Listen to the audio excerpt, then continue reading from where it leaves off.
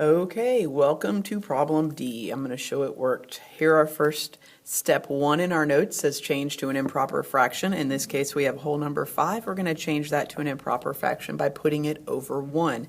And the whole number 5 becomes 5 over 1. Then we're going to copy the rest of the problem.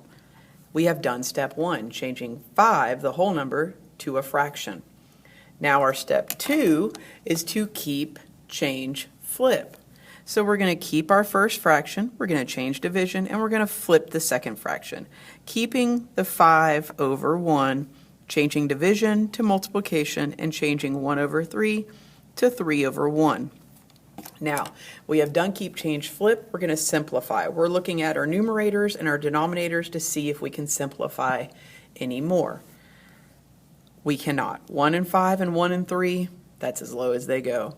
So we're going to go to step 4, multiplying the numerators, and step 5, multiplying the denominators. In this case, on the numerator, we have 5 times 3, and the denominator, we have 1 times 1. When we multiply 5 times 3, we get 15, and 1 times 1, we get 1. That is not done yet because we have to do that final step 6 called simplify. And we're going to change this, as you saw here when we had the whole number 5, we put it under 1 over 1 to become a fraction. Well, here we have 15 over 1. So if we were to change that back into a whole number, it would become the whole number 15. All right, now that is great. Our answer is 15. We're going to go ahead and move right into E, which is negative 3/4 divided by 1 and 1/2. So we're going to step 1 again, change to an improper fraction. That is, we're talking about the 1 and 1/2 because it's a mixed number. We're going to popcorn it. 1 times 2 plus 1, so that looks like 1 times 2 plus 1, and 1 times 2 is 2, plus 1 is 3. So our numerator becomes 3. Our denominator never changes. And then we're just going to copy the rest of the problem.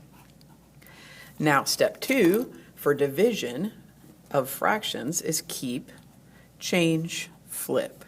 We're going to keep the negative 3/4. We're going to change division to multiplication, and we're going to flip. I'm sure you want to see me work that. We're going to flip the 3 over 2 to 2 over 3. So just to go on, this is our keep, the same. This is our change from division to multiplication, and this is our flip to where our numerator became our denominator became our numerator. Our next step is to simplify. So we are looking at numerators and denominators, and we are going to find common factors. 3 and 3 are an obvious for me because 3 divided by 3 is 1, and if we divide that by 3, we have to divide this by 3. 3 divided by 3 is 1. Their common factor is 3. Now we have 2 and 4. Common factor there is going to be 2. So we're going to divide 2 by 2 and get 1, and divide 4 by 2 and get 2. Next step, 4 and 5, is going to be multiplying those new numerators. 1 times 1. Oh, don't forget our negative. So we have negative 1 times 1. That's going to be our numerator. 2 times 1 is going to be our denominator.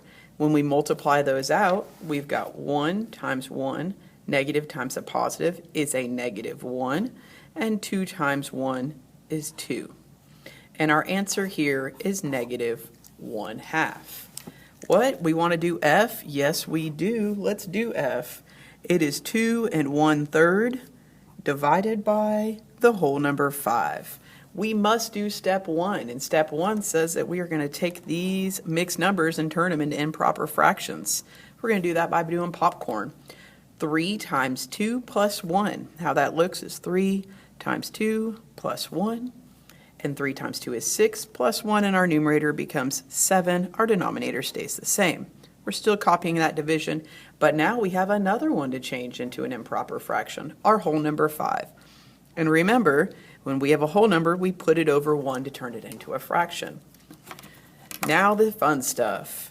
Changing it from division to multiplication. We'll do keep, change, flip. This is step 2 in dividing fractions.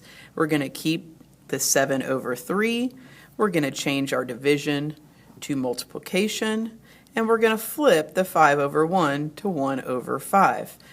Now, Step 3 is to simplify. I'm looking at my numerators, I'm looking at my denominators, and I'm not seeing anything that can simplify here.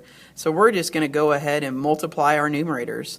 7 times 1 and 3 times 5.